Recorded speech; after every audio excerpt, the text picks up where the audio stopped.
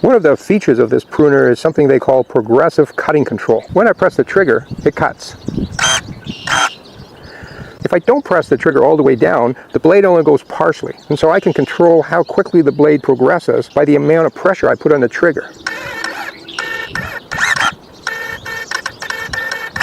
That allows me to control my cut and make a cleaner cut. Now I find the trigger a little sensitive, so that takes a bit of practice. Now maybe if I've used this for a couple weeks that will get easier. I'm sure it will.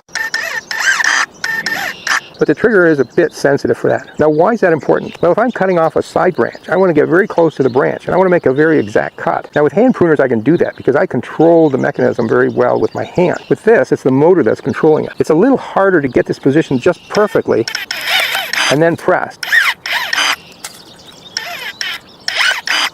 But you do get better with it with a little practice. So what about the accuracy of the cut? Well, I've done several hundred cuts with this, but at this point I can still prune more accurately with my hand pruner. Now I've been using those for many years, so it's not a fair comparison. It is a little more difficult to position this correctly if you want a nice clean cut, partly because of the speed of the blade and partly because of the weight. So I would rate hand pruners a little more accurate than this unit. But to be honest, I'm a bit fussy with my cuts, and I think most people probably don't take the same amount of time I do to make those cuts. And you'll probably find the pruners on this producing the same result.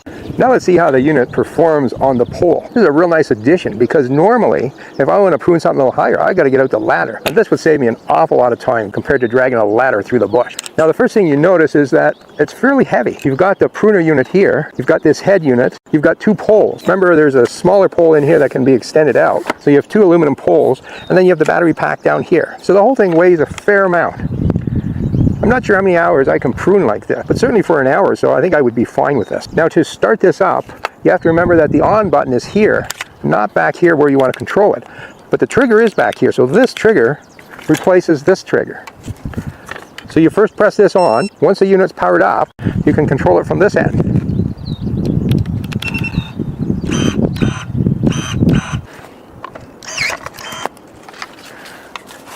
It might be a good idea to wear a helmet when you're doing that. Now I'm lucky, I have my safety hat on right here. Whoops, that didn't work.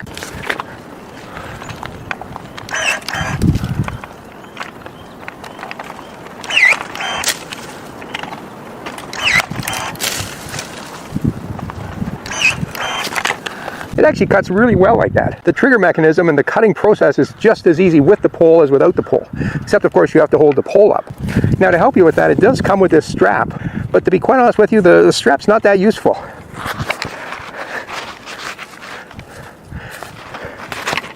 Let me show you the problem with this. The trigger is way down here. That means your trigger hand is way behind you when you're trying to cut. I want to hold this up here. But the strap is preventing me from going too high. And if I hold it like this, the strap's really not doing anything. For the strap to hold the pole and take some of the weight away, I have to hold it like this. And you really can't cut over your head like this. At least not very high. So I thought, well, maybe I'm using the strapping correctly. So I went online and looked at some other videos reviewing this product, and what I found was none of them use the strap when they're cutting. They take the strap off and just cut like this. That gives you a much higher reach because now I can hold the pole here, and the cutting end is much higher than if I tried to have a strap on. The strap's really not that useful. It really should be attached to the base here, not up here. Now what happens when I extend the pole? The whole pole from one end to the other is about 8 feet long. Now you have to hold the pole, so you lose a couple feet here, but it's probably about 6 to 7 feet above my head. That's not a bad reach. When you're finished cutting with the extended pole, you just simply loosen this, and there's a spring in here to bring it back, but it doesn't really work that well. It does help a little bit. It makes pushing it in a little easier. That's not a big deal. Now when I started this video, my battery was fully charged. It was at 100%, and it's still at 100%. For most people, this battery is going to last you longer than you're going to want to prune. It's good for several hours, so that's really good. So is it worth getting the pole? I think it depends on what you're cutting.